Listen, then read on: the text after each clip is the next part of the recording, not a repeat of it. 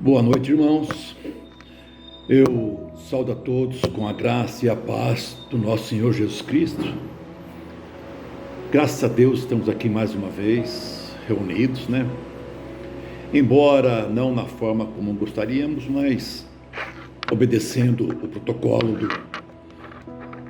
do governador, do prefeito. Estamos prestando um culto, vamos prestar um culto ao nosso Senhor, de forma ainda online. Mas o que importa é o nosso coração, é aquilo que tem dentro de nós, o desejo de cultuar ao Senhor, aonde quer que estejamos, não é verdade? Então, vamos iniciar esse culto, colocando na mão do Senhor, colocando diante de Deus, esse trabalho. Oremos. Deus querido, Pai Santo, Deus Todo-Poderoso, nós te louvamos, exaltamos, Pai. Deus, estamos aqui mais uma vez, Deus, prestando culto ao Senhor, um culto de louvor, adoração, Pai, porque só o Senhor é digno, só o Senhor é Deus, Papai. Nós te pedimos que o Senhor receba esse culto, que o Senhor mesmo, Papai, administre, orienta, instrua, Pai, tudo que tiver que ocorrer neste culto, Pai. As orações, a palavra pregada, o louvor cantado, Pai. Esteja o Senhor à frente de tudo, Pai, que nós fazemos sempre para louvor e honra do Teu santo nome, Papai. No nome de Jesus nós oramos. Irmãos, quando fui me designaram para fazer a abertura do culto, eu já vinha pensando no versículo, que eu já tinha meditado no versículo, tenho lido ele esses dias, é um versículo conhecido, e eu quero ler junto com os irmãos. Ele está em Isaías 57, versículo 15. Isaías 57, versículo 15. Diz assim a palavra do Senhor. Pois assim diz o alto e sublime que vive para sempre, e cujo nome é santo. Habito num lugar alto e santo, mas habito também com o contrito e humilde de espírito, para dar novo ânimo ao espírito do humilde e novo alento ao coração do contrito. Amém. Irmãos, nós estamos passando dias difíceis, dias de muita luta, dias que não imaginávamos que passaríamos. Mas a palavra de nosso Deus, do Senhor, nesse texto, ela nos revela que o nosso Deus, apesar de ser o Criador, sustentador de todo o universo, que vive e reina para todo sempre, cuja morada é nos altos céus, um Deus santo, cuja santidade e majestade é inigualável. Este Deus a quem nós servimos também habita nos corações, nos nossos corações, quando nós o buscamos em espírito, quando nós buscamos Ele com fé, quando nós reconhecemos que Jesus Cristo é o nosso Senhor e Salvador. Esse nosso Deus habita em nós, Ele está conosco sempre, e Ele quer o nosso bem, Ele quer o nosso bem. E quando nós o buscamos com o coração contrito, em humildade de espírito, Ele nos ouve e Ele nos responde. Ele nos responde. A palavra de Deus fala aqui, no versículo que lemos. Habito num lugar alto e santo, mas habito também com o contrito e humilde de espírito. E aqui nos fala, para dar novo ânimo ao espírito do humilde e novo alento ao coração do contrito. Então, irmãos, nós podemos confiar, nós confiamos na palavra de Deus, confiamos que a Bíblia Santa é nosso manual, certo? Então, nós, nesses momentos de lutas, aflições que estamos passando, dias horríveis, dias que temos nosso coração dolorido, vendo tantas perdas, tantas mortes, tantas famílias enlutadas no nosso meio, pessoas desempregadas, pessoas que têm seu negócio próprio, passando por dificuldade. Nós temos essa esperança, podemos confiar na palavra, que Deus é fiel, que Ele vai dar um novo ânimo ao nosso coração. Ele está cuidando de tudo, Ele vai dar alento ao coração do humilde e ao coração do necessitado. Nós podemos crer nesta palavra, nesta promessa do Senhor, que Ele está conosco. Na sua enorme majestade, na sua enorme santidade, Ele, como Deus Criador, como Deus sustentador de tudo, Ele está atento àquilo que nós, seus filhos, estamos passando. Ele está conosco, irmãos. Então, não vamos desanimar, não vamos esmorecer a nossa fé. Vamos confiar em Deus, que Ele está conosco e tudo isso vai passar. Tudo isso vai passar, porque Deus, Ele está no controle. Embora para muitas pessoas, está tudo perdido, parece que Deus, ao olhar humano, parece que Deus não está nos vendo, mas Ele está. Ele está atento àquilo que passamos, Ele quer o nosso bem. Então, portanto, vamos confiar nesta palavra. Amém? Eu quero lembrar os irmãos que todos os dias, das 22 às 22h30, nós da igreja, o Ministério de Intercessão, todos da igreja, estamos orando pela nossa pátria, estamos orando pelos enfermos, estamos orando pela nossa igreja, e ajunte-se a nós, tá bem? Eu peço, a minha oração é que Deus abençoe a todos e que não percamos a esperança, porque Deus está conosco. Amém, irmãos? Deus abençoe. Boa noite, irmãos e irmãs. A graça e a paz do nosso Senhor Jesus Cristo. Eu vou ler um trecho da Bíblia em Mateus, capítulo 7, versículos 7 e 8. A persistência na oração. Pedi e vos será dado. Buscai e achareis. Batei e a porta vos será aberta. Pois todo o que pede, recebe. Quem busca, acha. E ao que bate, a porta será aberta. Vamos orar, irmãos, por todos aqueles que necessitam de muita oração. Oremos, Senhor, para que o Senhor abençoe e cure, se for da sua vontade, as pessoas com a doença do Covid. Outras pessoas que têm outros tipos de doença também, Senhor, que necessitam da sua misericórdia. Ó Senhor, abençoe os profissionais de saúde que estão arriscando a própria vida para a cura de todas as pessoas. Abençoe também, Senhor, as pessoas enlutadas, acalmai e abrandai o sofrimento delas. Abençoa, Senhor, a todos aqueles que precisam de uma oportunidade de emprego, àqueles que precisam de comida para colocar na mesa, àqueles que não têm um teto para morar. Ó Senhor, tenha misericórdia dos pequenos e grandes empresários, para que eles continuem a ter condições de dar empregos.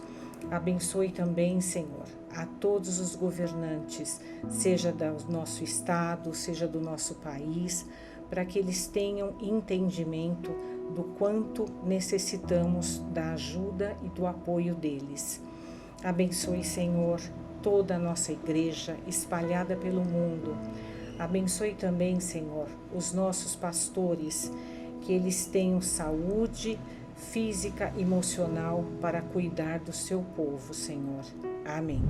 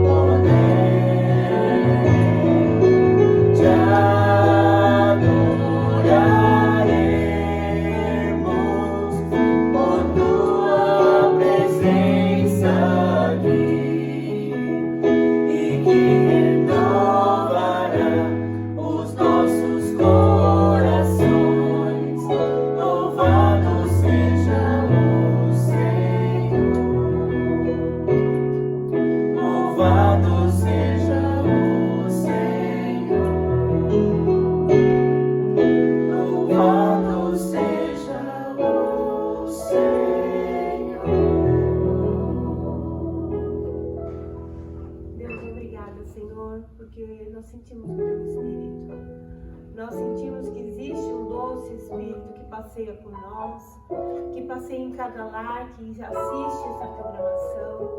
Pai, em nome de Jesus, que o Senhor possa invadir corações, invadir leitos, ó Deus amado, daqueles que estão acamados, invadir, Senhor, corações que estão precisando de uma palavra, invadir pessoas, ó Deus, que estão encurraladas sem saber, sem ter uma saída para as situações que estão vivendo. Abre porta onde não tem porta, Deus. Vem invadir com o teu doce Espírito, com a tua cura, com a libertação. Vem trazer a tua salvação, Senhor, para pessoas que estão ouvindo, ó Deus, pela primeira vez este louvor. Pai, em nome de Jesus, nós carecemos do teu amor, carecemos da tua graça, porque temos vivido dias, ó Deus, terríveis, difíceis. Mas sabemos que o teu doce Espírito, Senhor, é o teu doce Espírito que está conosco, que nos fortalece, que nos faz caminhar, que nos faz andar. Senhor, nos fortalece a cada dia, Senhor. Nos enche do teu Espírito para que nós possamos, ó Deus, caminhar seguros em Ti. Obrigada, ó Deus amado, pelo teu amor, pelo teu cuidado nas nossas vidas. Em nome de Jesus.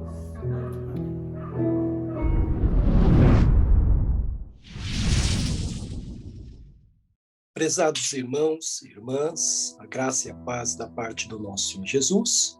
Hoje estaremos estudando o Salmo de número 95 e nós vamos lê-lo na nova versão internacional e vamos aprender com o Salmo 95 como se deve adorar a Deus. Como se deve adorar a Deus. Então, o Salmo de número 95, na nova versão internacional, está assim: Venham, cantemos ao Senhor com alegria, aclamemos a rocha da nossa salvação.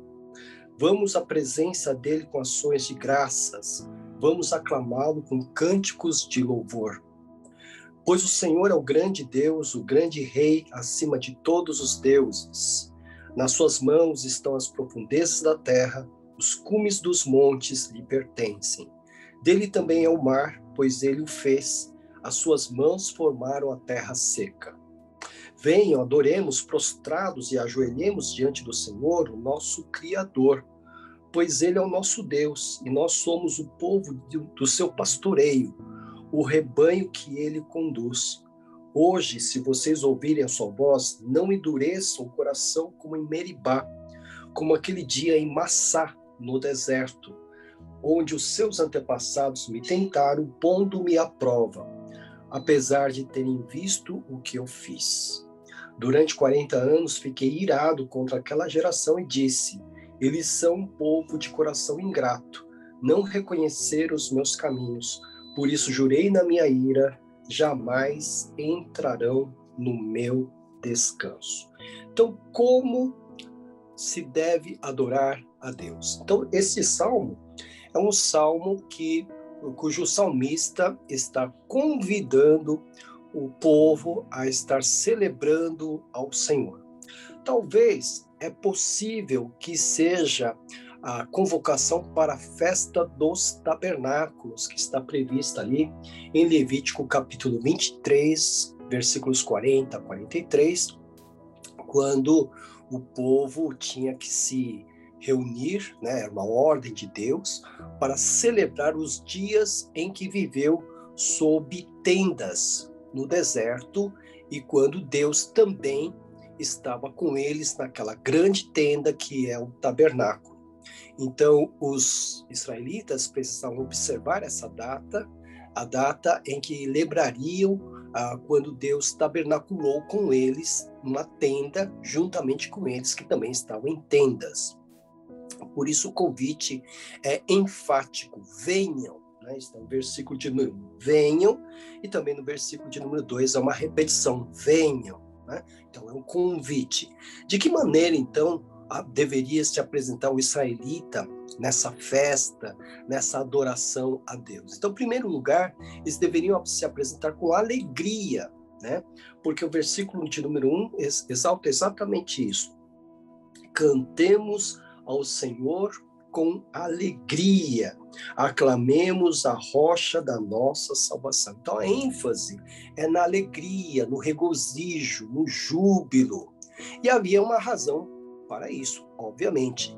Na festa dos tabernáculos, na festa onde eles se lembravam do tempo da peregrinação pelo deserto, eles deveriam se lembrar de como Deus os sustentou, como Deus os livrou dos seus inimigos, principalmente quando saíram com mão poderosa do Senhor da terra do Egito.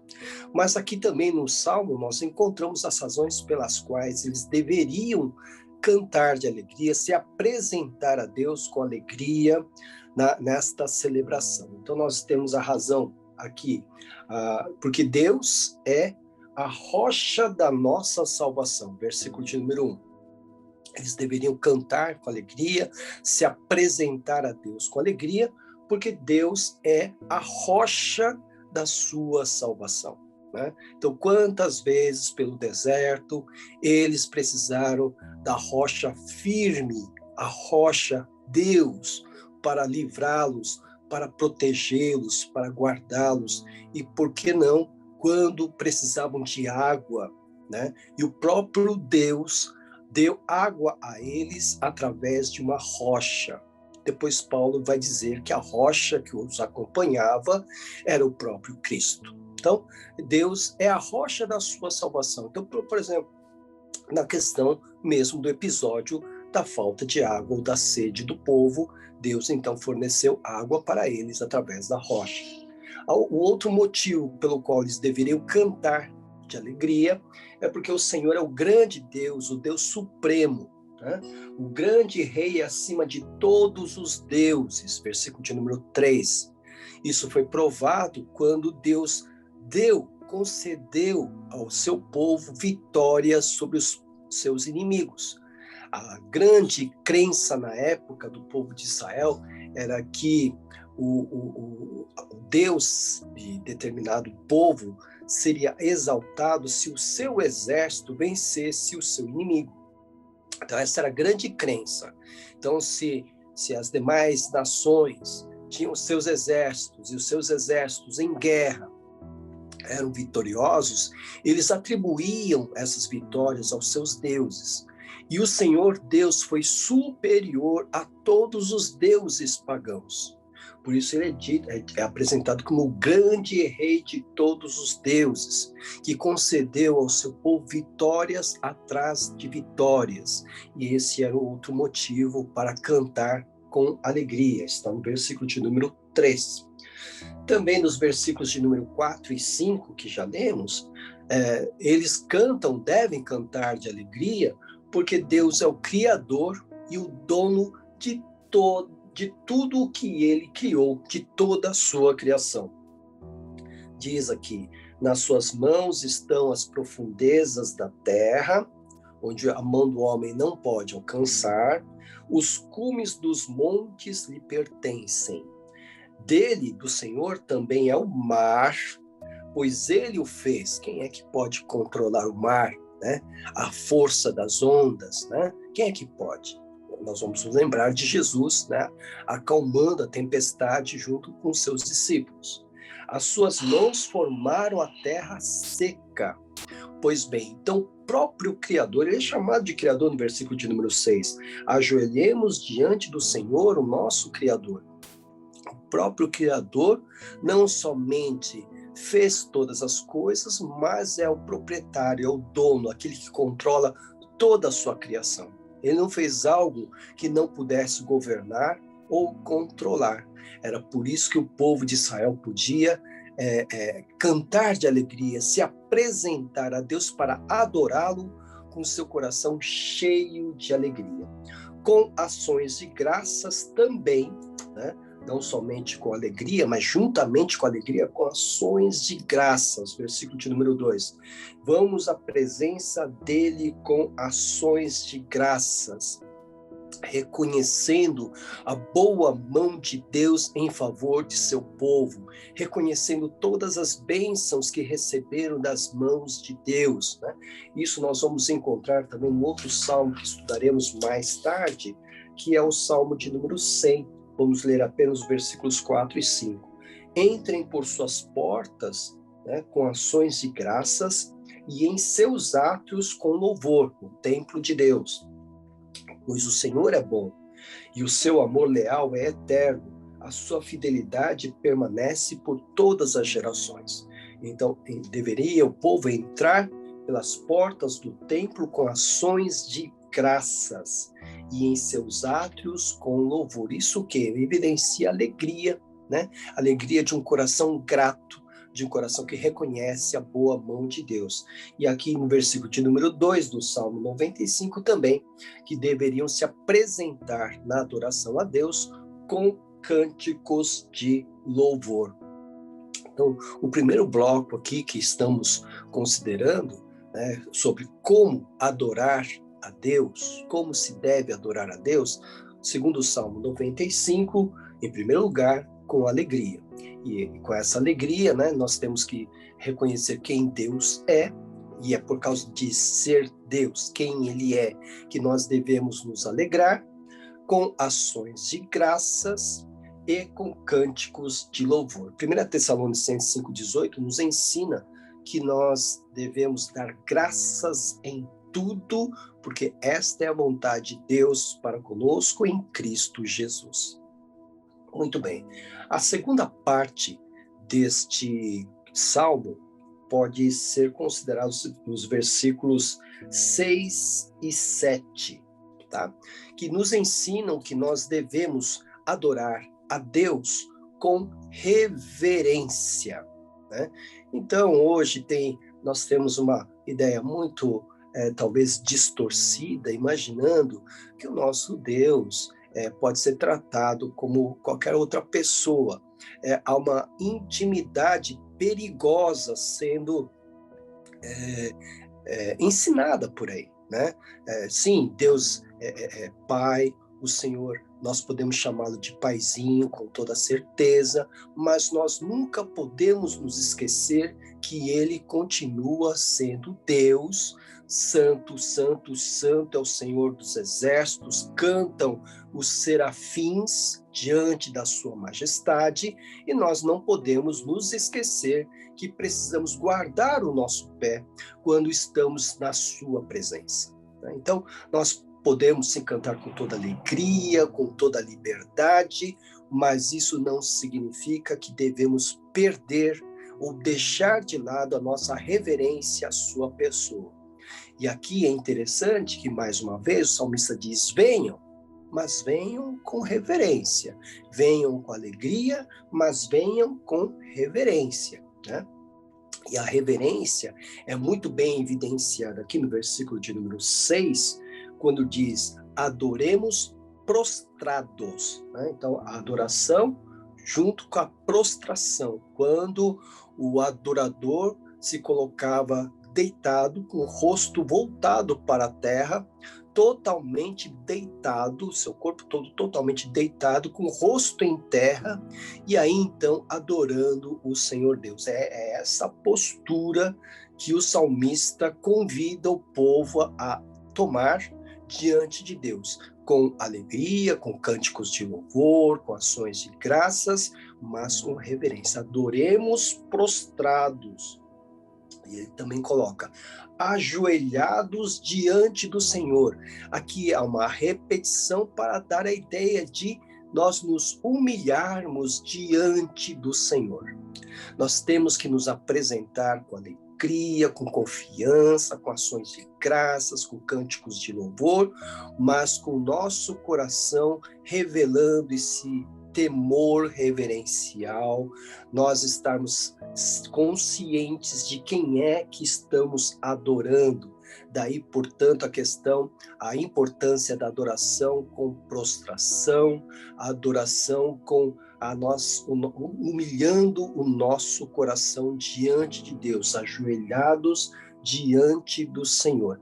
Até porque a própria palavra de Deus nos ensina lá em Filipenses capítulo 2, que ao final de toda a história, todo joelho se dobrará para confessar que Jesus Cristo é o Senhor. Então, isso é esperado do adorador. né? Então, apresenta-se ao Senhor com alegria e também com reverência. E a razão também está aqui, no versículo de número 7, porque ele é o nosso Deus. No contexto dos israelitas, isso é muito bem explicado, porque nós podemos voltar, por exemplo, a Deuteronômio, capítulo 10. Nós vamos ler esse texto para entender um pouquinho essa questão dele ser o nosso Deus, o Deus do povo de Israel, né? Em Deuteronômio, capítulo 10, versículo 21, Moisés está dizendo ao povo de Israel: seja ele, Deus, o motivo do seu louvor, pois ele é o seu Deus, que por vocês fez aquelas grandes e temíveis maravilhas que vocês viram com os próprios olhos. Veja só, então, que ele seja o motivo de louvor de vocês, porque ele é o seu Deus, que fez por vocês aquelas grandes e temíveis maravilhas que vocês mesmos viram. Então, o motivo pelo qual levava o povo de Israel a se apresentar a Deus em adoração, com alegria e reverência, é exatamente porque Deus, o seu Deus, havia atuado de uma maneira temível, de uma maneira maravilhosa, temível, para livrar o seu povo dos seus inimigos. Então, por isso que eles deveriam se preocupar em reverenciar, sim, o Senhor na sua adoração. Também diz o salmista que o Senhor Deus, né, ele é o nosso Deus e também ele é o nosso pastor. Versículo de número 7 ainda. Pois ele é o nosso Deus e nós somos o povo do seu pastoreio, o rebanho que ele conduz. Então, reconhecendo que o Senhor é aquele que apacenta o seu povo, que cuida do seu povo, que protege o seu povo dos predadores. Então, é aqui outra razão que deveria levar o povo a adorá-lo com reverência. O Senhor é o nosso pastor, como Davi, né, no Salmo 23, versículo de número 1, ele mesmo declarou, né, naquele momento de comunhão com Deus: o Senhor é o meu pastor e nada me faltará. A outra razão que deve nos levar, ou deve levar o povo de Deus a adorá-lo com reverência, é porque ele é o nosso guia. Versículo de número 7 também, ele diz: somos o povo do seu pastoreio, o rebanho que ele conduz. Quando o pastor conduz o seu rebanho, ele vai à frente.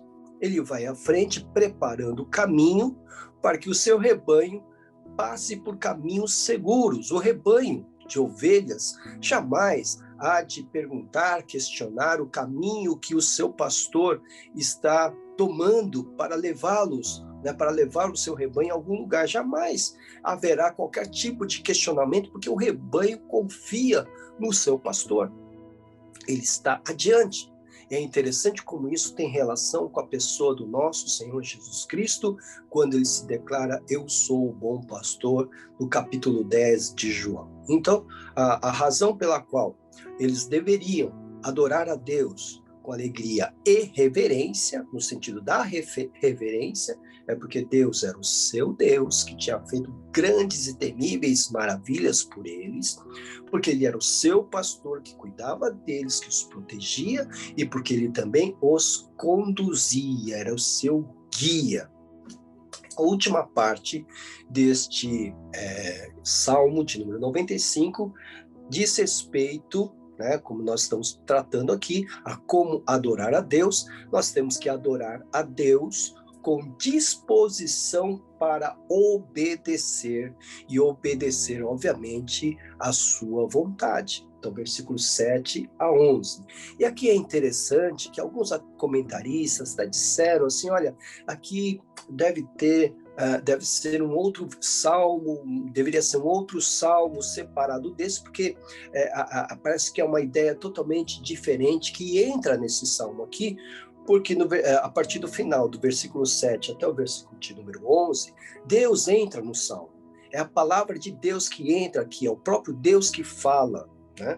Diz: hoje, se vocês ouvirem a sua voz, não endureçam o coração como Meribá, como naquele dia em Massá, no deserto, quando seus antepassados me tentaram. Então, é o próprio Deus que entra aqui no Salmo, né?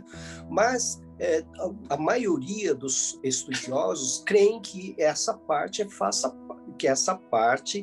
é, sem dúvida nenhuma, constituinte do Salmo 95. E esta parte aqui, onde entra a voz de Deus, nós encontramos aqui uma exortação à obediência, né?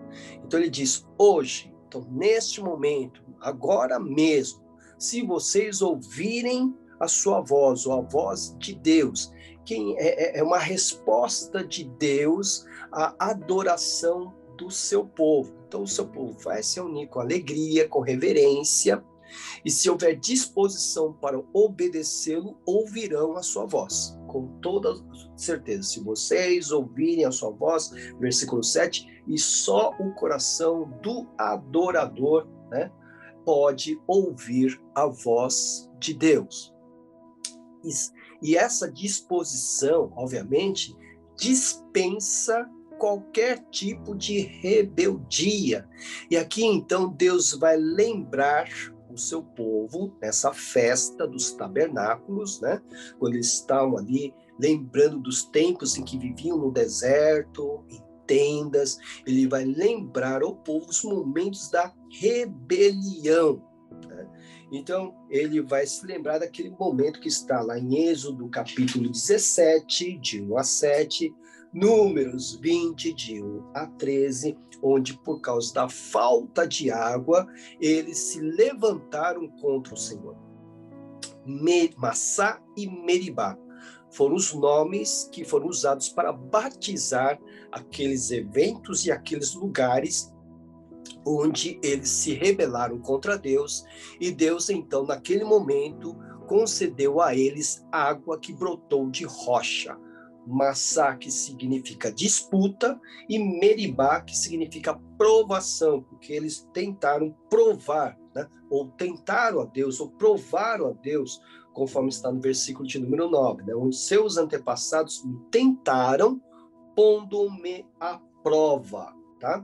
E naqueles dois episódios, em Êxodo 17, Números 20, nós vemos que Moisés sofreu ali, né? Ele sofreu com um ser humano que estava desgastado, estava, enfim, esgotado por causa da rebeldia do povo, por causa da ira de Deus, e vocês vão se lembrar que em Números capítulo 20, ele, infelizmente, ele não vai atender completamente a voz de Deus, a ordem de Deus de falar à rocha. Ele vai diante do povo, muito irado, ele pega a sua vara e, ao invés de falar a rocha, no sentido de que estava ali naquele momento apontando o poder para Deus, ele bateu com a sua vara na rocha 2 vezes, né? Dando a entender que o poder de fazer com que a água brotasse da rocha vinha dele, Moisés. E isso foi motivo para Deus castigar tanto Moisés quanto aquele povo, né? Mas principalmente Moisés, para que ele não entrasse na terra prometida, porque ele quis transferir a glória de Deus para a sua própria pessoa, né? Mas o castigo aqui também alcançou, obviamente, a rebeldia, né? O castigo da rebeldia do povo no deserto foram os 40 anos de peregrinação, que está no versículo de número 10. Durante 40 anos fiquei irado contra aquela geração e disse: eles são um povo de coração ingrato, não reconheceram os meus caminhos. Então vocês vão se lembrar que eles vão ficar 40 anos vivendo em tendas no deserto por causa da rebeldia. Eles podiam ter entrado na terra prometida muito antes, mas por causa do medo, né, por causa da falta, né, de confiança em Deus, Então eles não entraram naquela oportunidade, e Deus então os castigou para que ficassem 40 anos perambulando pelo deserto. Né? Mas eles nunca foram abandonados pelo Senhor, tinham pão diariamente, água que brotava da rocha, suas vestes nunca se desgastaram, suas sandálias também nunca se desgastaram, mas aquela geração acabou morrendo no deserto, né? É essa geração que não entrou na terra prometida. Por isso jurei na minha ira, jamais entrarão no meu descanso, porque não confiaram no Senhor. Agora, o que é interessante é que este salmo, principalmente essa última parte aqui, né, do Salmo 95, do versículo 8 ao 11, essa parte é citada pelo autor da carta aos Hebreus, né? Então, o autor da carta aos Hebreus, no capítulo 4 da sua carta, ele faz essa citação, né, do Salmo 95, né? Então, ele disse aqui, olha, no capítulo 4, visto que nos foi deixada a promessa de entrarmos no descanso de Deus, capítulo 4 de Hebreus, que nenhum de vocês pense que falhou, pois as boas novas foram pregadas também a nós, tanto quanto a eles. Mas a mensagem que eles ouviram de nada lhes valeu, pois não foi acompanhada de fé por aqueles que a ouviram. O que estava acontecendo na época do autor da carta aos Hebreus? Ele estava escrevendo aos judeus, né, que haviam se convertido a Cristo. Só que a pressão da perseguição dos inimigos, tanto de judeus que não haviam sido convertidos, como também do Império Romano, enfim, a pressão era tão tamanha que alguns estavam considerando abandonar a fé cristã. Era isso que estava acontecendo. Sob tamanha pressão de perseguição, eles estavam pensando em abandonar a fé, estavam enfraquecendo. Então, o autor da carta aos Hebreus escreve para fortalecer a fé desses que estavam ali considerando abandonar a fé. Né? Então, é por isso que ele coloca aqui, olha, eles receberam essa mensagem, a mensagem de encorajamento, mas eles não receberam com fé, por isso que eles não entraram na terra prometida. Né? E aqui ele faz um alerta aos crentes judeus. Não façamos isso. Versículo de número 11 que eu quero destacar. Portanto, esforcemo-nos por entrar nesse descanso na terra prometida. Nesse descanso, não é uma terra como a terra literal, né, da Palestina, obviamente. Essa terra de descanso, esse descanso é o próprio céu. Né? Então ele diz assim, esforcemo-nos por entrar nesse descanso para que ninguém venha cair, seguindo aquele exemplo da desobediência. Então nós temos que nos esforçar, confiar nos cuidados de Deus, confiar na palavra de Deus, e aí então nós obteremos um lugar na terra de descanso. É muito interessante isso que o autor da carta aos Hebreus tenha citado o Salmo de número 95. Mas voltando então ao Salmo de número 95, nós aprendemos então como se deve adorar a Deus. Nós devemos ir ao encontro dele com alegria, com ações de graças, com cânticos de louvor, por ser Deus quem ele é. Mas também lembrando-nos que exatamente por ser Deus quem ele é, nós devemos adorá-lo com toda a reverência que ele merece. Nós aprendemos isso também. E também, não somente adorá-lo com alegria e com reverência, mas temos que ter também em nossos corações a disposição de obedecê-lo.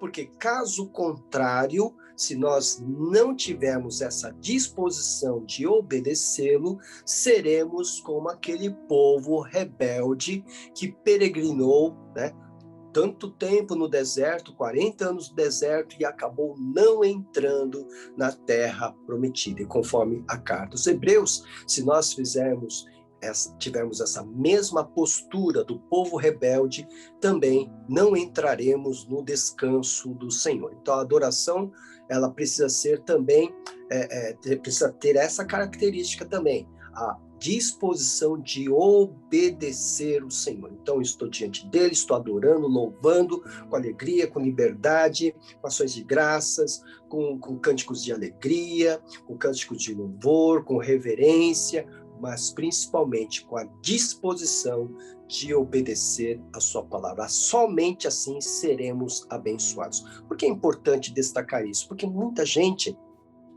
parece que vai aos cultos, né, no momento do louvor, é semelhante a quem vai numa academia de ginástica, porque ali desabafa, grita, pula, tal, se sente aliviado, né, e vai embora para casa e continua no seu mesmo estilo de vida.